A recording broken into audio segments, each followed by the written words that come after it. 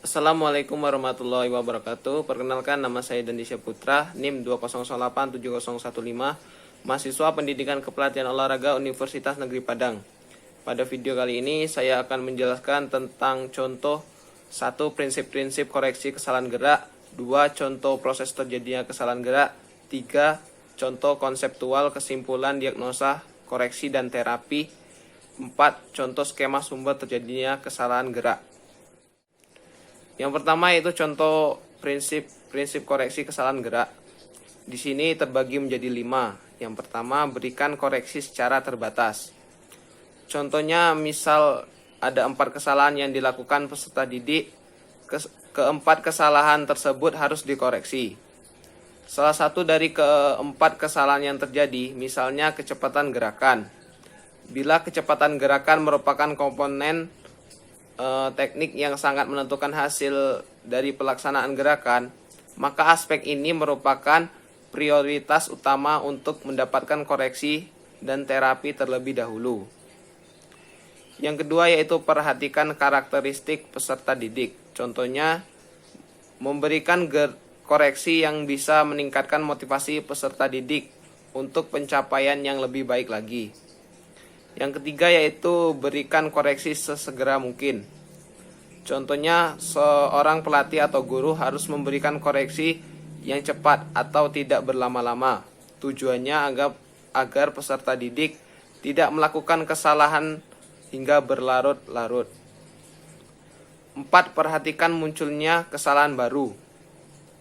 Contohnya, misalnya guru dituntut untuk melakukan pengamatan secara saksama dan kontinu, sehingga dapat mengetahui dengan segera munculnya kesalahan baru.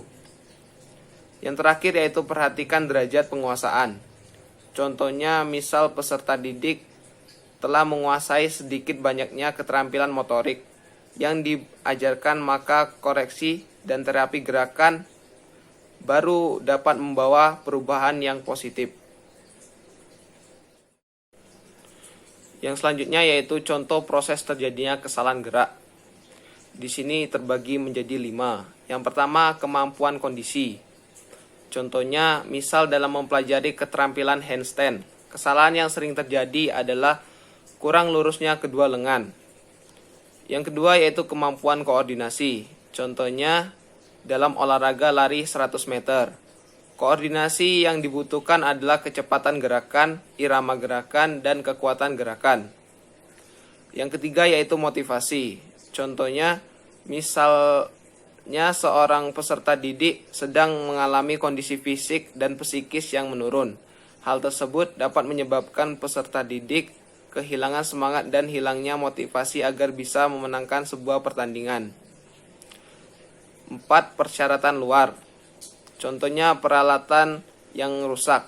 Ukuran peralatan yang digunakan tidak sesuai dengan kemampuan peserta didik. 5. Informasi. Contohnya, misal informasi yang diberikan terlalu banyak dan luas sehingga sulit untuk mengambil pengertian inti.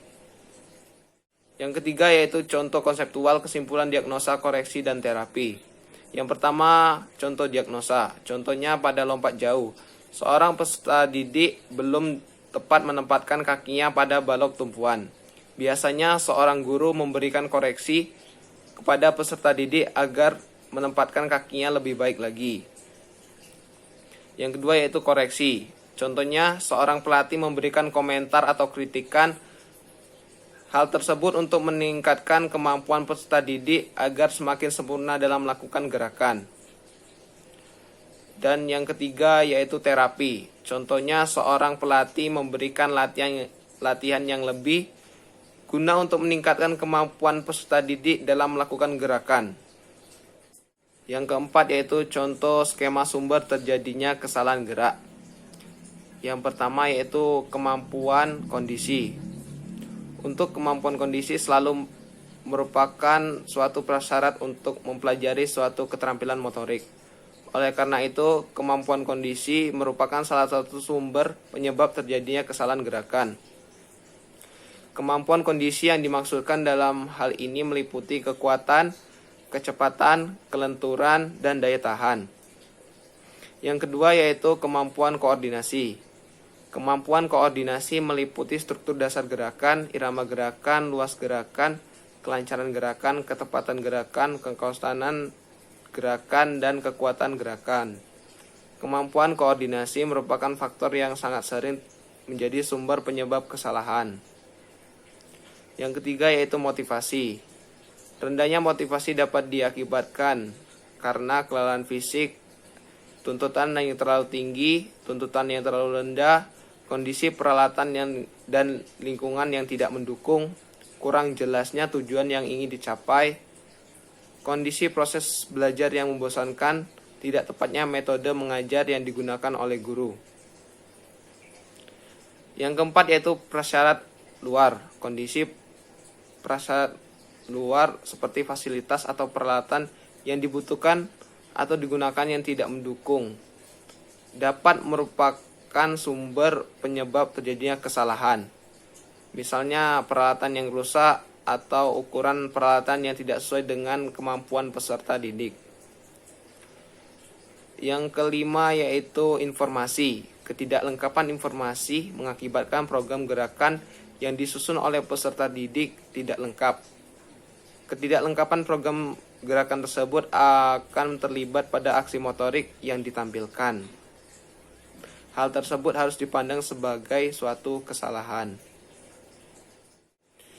Itulah tadi penjelasan singkat dari saya. Apabila ada kesalahan dan kekurangan, saya mohon maaf. Kepada Allah saya mohon ampun. Wabillahi taufiq wal hidayah. Wassalamualaikum warahmatullahi wabarakatuh.